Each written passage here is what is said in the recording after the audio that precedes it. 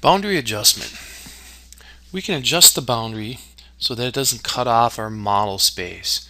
In this case here, I can come in here and I can zoom in on my section here, on my stair section, and you can see at this point I kind of have too much stuff in here.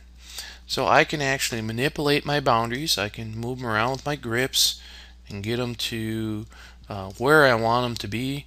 So I can pan the model around if I need to, or I can move my grips around. And I'm actually going to just move my whole boundary over here. I'm going to grab this again over here and move that over there. And so I can actually pan those around.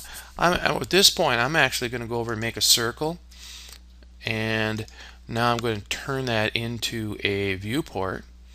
I'm going to go over here and I'm going to go from object, and I'll select that, and you'll see I get the whole drawing in there. So I double click in here and I go to, hang on, and I'm going to zoom in here right over in this area.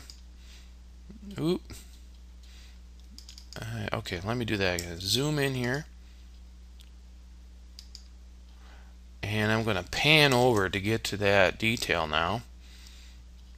All right, and there's the detail I'm looking for right there.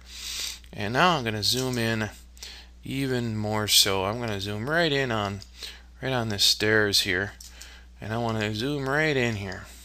So this is the same exact detail over here. And I'm going to go back into paper space. Let me zoom extents. So I'm really in this detail. I'm zoomed right in over here. And let's go. I want to go in here and let's see.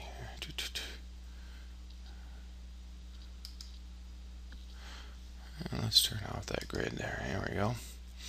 And you can see how I'm zoomed right in on that, on this part of the stairwell right here.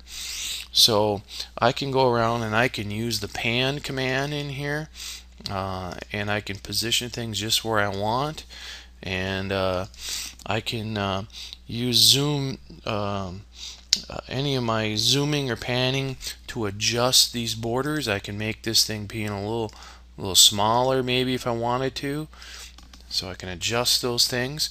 So I can adjust my boundaries any way I want by using my grips or my stretch or etc. type move commands to get the boundaries exactly where I want them. Sometimes I might want overlapping and other times I don't. But this is a great example how I can have one scale over here, viewport scale, and I can have a different viewport scale of the same object and not have to redraw it. So boundary adjust as needed.